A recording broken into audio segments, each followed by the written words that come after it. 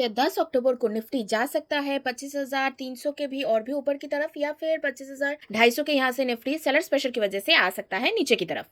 आप लोग देख सकते हैं जो प्रीमियम लेवल है वो है लगभग 25,231-32 के यहाँ पर, और जो डिस्काउंट लेवल है वो है यहाँ लगभग 25,000 के यहाँ पर। और इस डिस्काउंट लेवल से लेकर यहाँ पर करीब 25,040 के यहाँ पर और 25,120 के यहाँ पर जो बायर्स ट्रेडिंग नंबर है वो काफी हद तक ज्यादा है, हम लोग देख सकते हैं। तो इन दोनों लेवल्स पर जो है बायर्स प्रेशर बना हुआ है, ये हम लोग एज्यूम करके चल सकते हैं। तो अगर कल 10 अक्टूबर को मार्केट इस डिस्काउंट लेवल पर आता है और यहाँ पर जो है बायर्स प्रेशर ज्यादा होता है, तो इस लेवल पर से 10 अक्टूबर को मार्केट ऊपर जाने की कोशिश कर सकता है। और इस प्रीमियम लेवल पर अगर 10 अक्टूबर को जो है सेलर्स प्रेशर बढ़ जाता है, तो हो सकता है कि मार्केट अगर यहाँ पर आए इस लेवल पर से नीचे की तरफ आने की कोशिश कर सकता है। लेकिन अभी जो मार्केट का सिचुएशन है उसे देखकर हम लोग ये एज्यूम कर सकते हैं, पॉसिबिलिटीज है कि मार्केट 25,250 के भी और भी ऊपर जाने की कोशिश कर सकता है, करीब 25,300-350 के यहाँ पर। लेकिन 25,500 के यहाँ पर जाना मुझे कुछ इतना ज्यादा पॉसिबल नहीं लग रहा है। अगर गया भी तो 25,500 के यहाँ से नीचे की तरफ आने की कोशिश कर सकता है। अगर हम लोग जो है 9 अक्टूबर का जो मार्केट सिचुएशन है वो देखें, ओपन हुआ था मार्केट 25,082-83 के यहाँ पर, फिर थोड़ा नीचे की तरफ आने के बाद पूरा दिन मार्केट पॉजिटिव तरीके से ही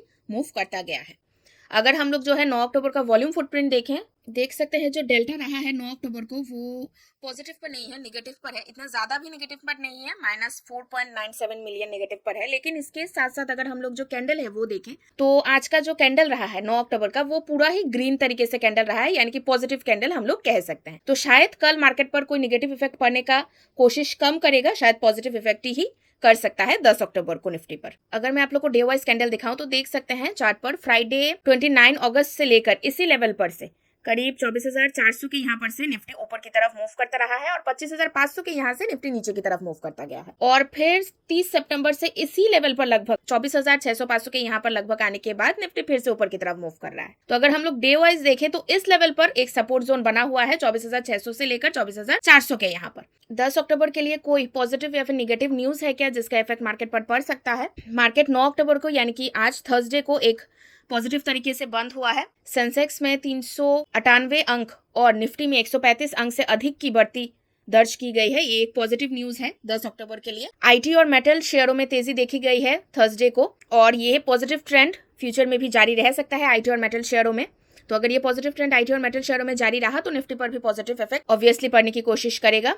एफआईआई जो है वो इंडियन बाजारों में खरीदारी कर रहा है, जो इंडियन बाजार के लिए एक पॉजिटिव संकेत हो सकता है। यूरोप और अमेरिकी बाजारों में भी एक पॉजिटिव माहौल बना हुआ है जिससे इंडियन मार्केट पर सपोर्ट मिल सकता है। 25,200 के यहाँ पर अगर टेक्निकल तरीके से हम लोग देखें तो एक मजबूत सपोर्ट बना हुआ है, जैसे कि मैंने अभी आप लोग को चार्ट पर दिखाया। यहाँ पर से निफ्टी सपोर्ट लेकर ऊपर की तरफ जाने की कोशिश कर सकता है, लेकिन मेरे एनालिसिस के अनुसार 25,500 पर एक जो है रेजिस्टेंस बना हुआ है, वहां पर से ऊपर से नीचे की तरफ भी आने की कोशिश कर सकता है। अगर हम लोग बात करें कि निगेटिव न्यूज कोई है क्या, तो इतना कोई निगेटिव न्यूज है नहीं निफ्टी के लिए 10 अक्टूबर के लिए। लेकिन ग्लोबल मार्केट पर कोई निगेटिव न्यूज आ जाता है, खासकर डॉलर और रुपीस रिलेटेड, तो ये एक नेगेटिव असर डाल सकता है निफ्टी पर। अगर निफ्टी 25,000 से नीचे की तरफ गिरता है तो शायद निफ्टी पर एक नेगेटिव ट्रेंड फिर से हम लोग को देखने को मिल सकता है, निफ्टी पर कमजोरी ला सकता है। तो ये थे कुछ न्यूज। अगर हम लोग बात करें कि एआई हमें क्या बता रहा है 10 अक्टूबर का जो प्रोबेबिलिटी असेसमेंट है, तो देख सकते हैं 25,200 के ऊपर जाने का प्रोबेबिलिटी बता रहा है 45%। रेंज बाउंड सिनेरियो रह सकता है 25,000 से लेकर 25,200 के अंदर 40% इसका प्रोबेबिलिटी है। डाउन साइड जाने का प्रोबेबिलिटी बहुत ही कम है 15%। तो देख सकते हैं जो अपसाइड जाने का सिनेरियो है वो 45% है, इससे 5% कम बता रहा है रेंज बाउंड, यानी कि 25,000 से लेकर